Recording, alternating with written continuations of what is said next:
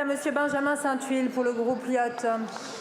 Merci Madame la Présidente, Mesdames, Messieurs, chers collègues. Ma question s'adresse au ministre de l'Économie et des Finances. Monsieur le ministre, dans la situation que connaît le pays actuellement, vous aimez à rappeler la stratégie et la cohérence du gouvernement depuis 7 ans. Vous avez baissé de près de 60 milliards les impôts dans le pays. Vous vous êtes privé de 60 milliards de recettes avant même de vous attaquer aux dépenses. À l'époque, ça n'était pas la question des déficits votre priorité.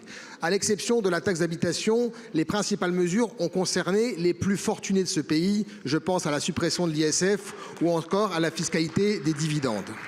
Vous l'avez fait au prétexte que le prélèvement obligatoire, le taux de prélèvement obligatoire est l'un des plus élevés dans le monde. Vous l'avez fait en nous disant que c'était notre devoir. Aujourd'hui, le taux de prélèvement en France reste l'un des plus élevés du monde. Vous avez donc échoué sur la question de la pression fiscale. En plus de cela, vous avez créé de manière abyssale une dette que personne ne peut nier aujourd'hui. Nous, le groupe LIOT, avons fait un certain nombre de propositions pour plus de justice fiscale il y a maintenant près d'un an. Je ne reviendrai pas sur les propositions de baisse de dépenses puisque ce n'est pas le sujet du jour, même si nous en avons fait un certain nombre. Je veux revenir sur les recettes parce que de l'avis de tout le monde et du président de la République, c'est là que le bas blesse. Ma question, Monsieur le ministre, est donc simple.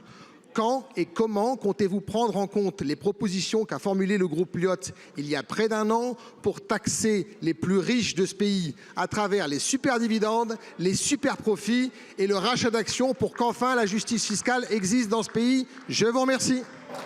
Merci beaucoup, mon cher collègue. La parole est à Monsieur Bruno Le Maire, ministre de l'Économie et des Finances. Madame la Présidente, Mesdames, Messieurs les députés, Monsieur le député Benjamin Saint-Huil, nous sommes autant attachés à la justice fiscale que vous. Quand vous dites que nous avons baissé les impôts uniquement sur les plus riches, nous avons défiscalisé les heures supplémentaires des ouvriers, des employés, c'est une baisse d'impôts sur les plus modestes et sur ceux qui travaillent. Nous avons mis en place une prime Macron totalement défiscalisée pour tous ceux qui travaillent et qui font des heures supplémentaires. Il me semble que c'est une aide fiscale pour ceux qui sont les plus modestes. Nous avons baissé l'impôt sur le revenu. Ça touche toutes les catégories, en particulier ceux qui ont les niveaux de revenus les plus modestes. Nous avons pris des décisions en matière de fiscalité internationale. Nous avons taxé les gens du numérique. Nous avons fait la taxation minimale à l'impôt sur les sociétés. Ce sont des mesures de justice fiscale pour l'ensemble de la société française. Si vous avez des propositions complémentaires, nous sommes toujours prêts à regarder les propositions pour baisser la dépense et nous permettre de rétablir nos comptes publics. Nous aurons, dans quelques jours, à la fin du mois d'avril, un débat sur le programme de stabilité.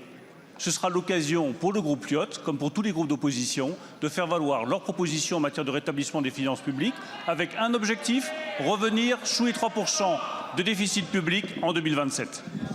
Je vous remercie, Monsieur le ministre. Monsieur le député. Oui, Monsieur le ministre, avec tout le respect que je vous dois, c'est un peu usant d'avoir toujours les mêmes formules. Vous nous faites, avec un peu de mépris, le retour sur nos propositions. Les propositions de super dividendes, de rachat d'actions, ce n'est pas des propositions bolcheviques. Elles viennent même de vos rangs de la majorité à travers le MoDem. Donc à un moment donné, il faut pouvoir les mettre sur la table. Et puis pour vous dire les choses avec un peu de clarté, et comme le dirait le président de la République, ça fait 7 ans que tu es là, Bruno. Il est temps de s'y mettre. Merci, Monsieur le ministre.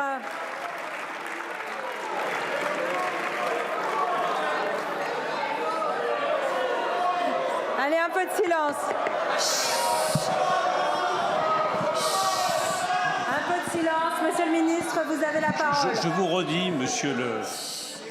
redis, monsieur le député, que depuis 7 ans, nous suivons une ligne de politique économique qui donne les résultats que vous connaissez. Je vous redis. Et nous ne comptons en dévier ni avec le Premier ministre, ni avec le Président de la République, parce que quand on est capable de s'approcher enfin du plein emploi, de réindustrialiser le pays, d'ouvrir de nouvelles filières industrielles, de devenir la nation la plus attractive pour les investissements étrangers en Europe, on ne change pas de cap de politique économique. Vous nous parlez des rachats d'actions. Regardons votre proposition sur les rachats d'actions qui ont fortement augmenté au cours des années passées et qui effectivement méritent attention. Merci beaucoup, Monsieur le ministre. Chut, un peu de silence. La parole est à